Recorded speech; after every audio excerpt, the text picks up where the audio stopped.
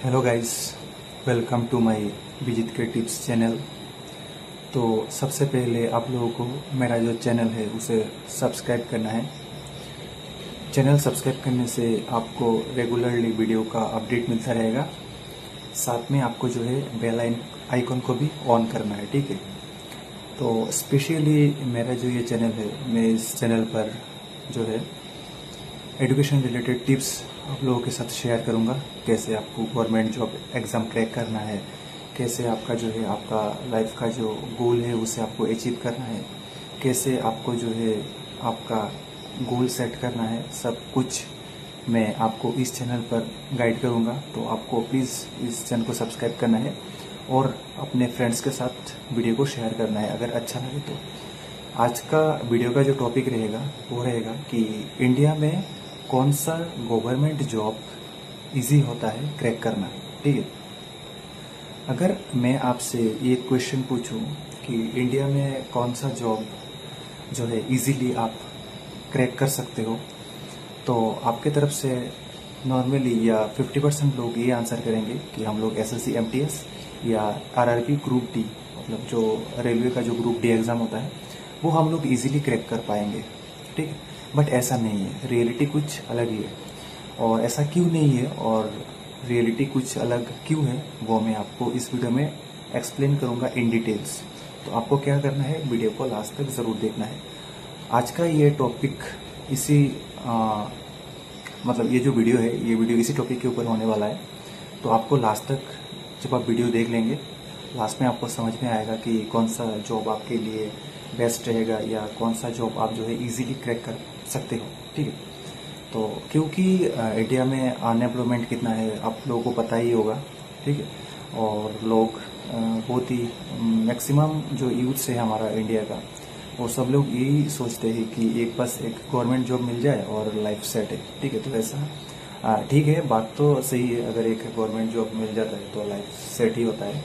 But उसे crack करने के लिए बहुत जो है प्रॉब्लम का सामना आपको करना पड़ता है। जब आप एग्ज़ाम देने जाते हो, वैकेंसी वहाँ पे 10,000 रहता है, तो आपको लोग देखने को मिलेगा कि 50 लाख फॉर्म फिलअप हुआ है या 70 लाख फॉर्म फिल किया जाता है, ठीक है।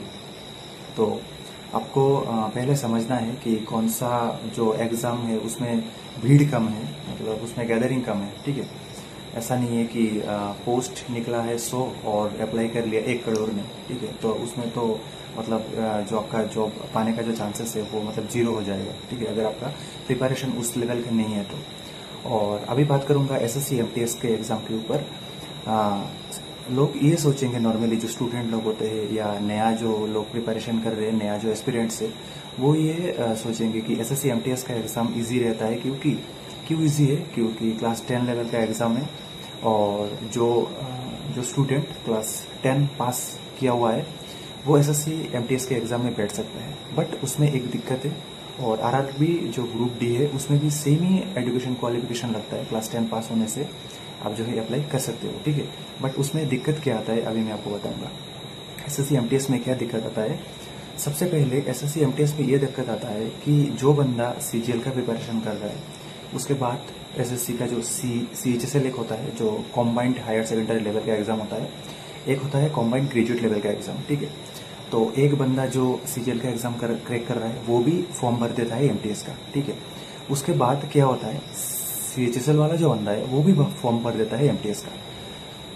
अगर आप प्रिपरेशन कर रहे हो सीएचएसएल का या सीजीएल का, तब आपके मन में भी एक डाउट आएगा या एक क्वेश्चन आएगा, चलो एक बार देख लेता हूँ कि एमटीएस का एग्जाम निकलता है या नहीं मेरे से, ठीक है। तो जो बंदा 1 साल 2 साल का प्रिपरेशन कर लिया उसने, ठीक है, सीजीएल में उसने सीजीएल का कोचिंग भी ले लिया, उसके बाद उसने 2 साल टाइम भी दे दिया, या सीएचएसएल का प्रिपरेशन कर रहा है, 2 साल हो गया उसका और उसका सिलेक्शन नहीं हो रहा है, या प्रीलिम्स क्लियर हो रहा है, मेंस क्लियर नहीं हो रहा है, या लास्ट में जाके टाइपिंग टेस्ट में वो अटक जा रहा है, तो क्या होगा, वो बंदा इजीली एमटीएस को क्रैक कर सकता है, ठीक है।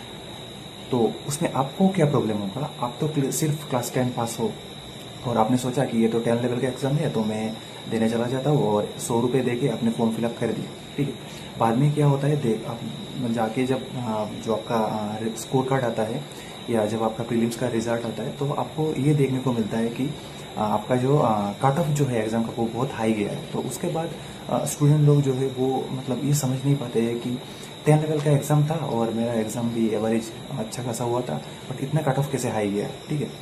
तो कट ऑफ हाई जाने का रीज़न ही है कि सीजीएल वाला बंदा भी जाके बैठेगा एमटीएस में और सीएचएसएल बंदा भी जाके बैठेगा एमटीएस में।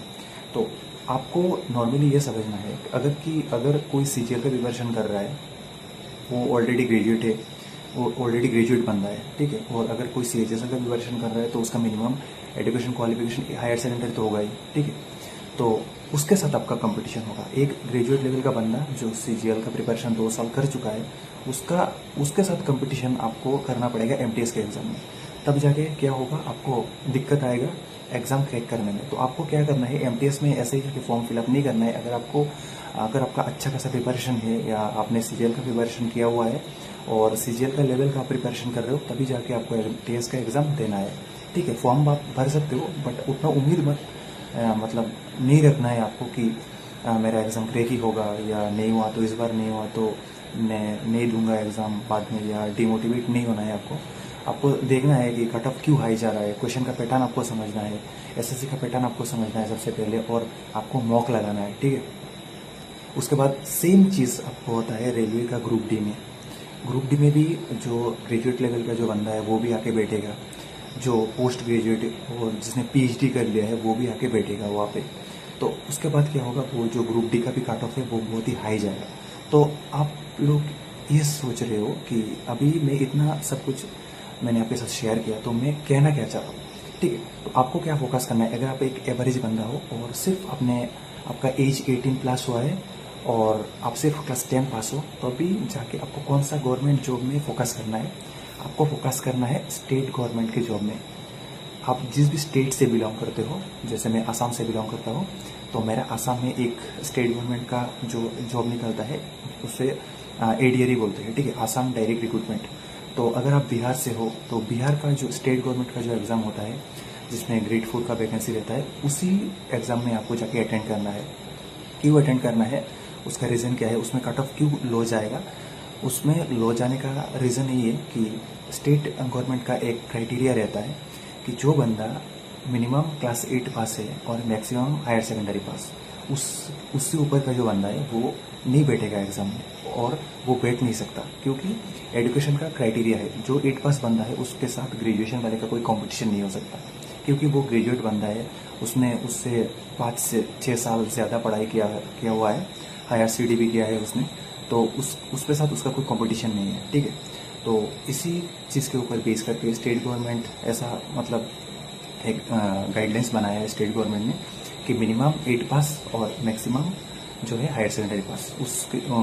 अगर उससे ऊपर कोई है, अगर उसका किसी का एजुकेशन क्वालिफिकेशन ग्रेजुएट है, तो वो बंदा बैठ भी नहीं सकता एग्जाम में। तो इसी तरीके से क्या होता है, आपका जो कट ऑफ है, फाइनल कट ऑफ, वो थोड़ा लो देखने को मिलता है स्टेट गवर्नमेंट में। बट सेंट्रल गवर्नमेंट में ऐसा नहीं है। सेंट्रल गवर्नमेंट में कोई भी वो ऐसा क्राइटेरिया नहीं रहता है कि जो ग्रेजुएट का बंदा है वो एसएससी एमटीएस नहीं दे सकता, या जो सीएचएसएल या सीजीएल दे रहा है वो एमटीएस नहीं दे सकता, ठीक है। हर कोई बैठ सकता है, हर कोई फॉर्म भर सकता है। उनका क्या जाएगा, उनका सिर्फ 100 रुपये से मतलब है। अगर आप जनरल कैटेगरी कैंडिडेट है या अगर आप ओबीसी कैटेगरी का कैंडिडेट हो तो उनको 100 रुपये मिल जाएगा। उनको क्या है, अगर आप एग्जाम नहीं भी अटेंड करते हो तो उनका कोई लॉस नहीं है। लॉस आपका ही होगा, आपका टाइम निकलेगा, आपका एज निकलेगा, बाद में जाके आपका एज भी निकल जाएगा और आपका जॉब भी नहीं लगेगा। तो आपको ऐसा जॉब में फोकस नहीं करना है जिसमें भीड़ ज़्यादा है, आपको ऐसा जॉब में फोकस करना है जिसमें सिलेक्शन का चांसेस ज़्यादा है, ठीक है। तो आज का मेरा ओपिनियन आप लोगों को कैसा लगा, प्लीज़ आपको कमेंट करना है, और अगर आपका कोई डाउट है तो कमेंट करना है, ठीक है। तो मैं आपका कमेंट का रिप्लाई भी दूंगा, और अगर आपको कोई भी अगर करियर रिलेटेड टिप्स चाहिए तो आप कमेंट कर सकते हो। मैं आपका कमेंट के ऊपर एक वीडियो डाल दूंगा, ठीक है, डिटेल्स वीडियो। तो प्लीज़ चैनल को सब्सक्राइब कर दीजिए, बेल आइकन जो है उसे ऑन कर दीजिए, ताकि नेक्स्ट जब भी मैं करियर रिलेटेड वीडियो अपलोड करता हूँ चैनल पर तो आपके पास नोटिफिकेशन पहुँच जाएगा, ठीक है। Thank you.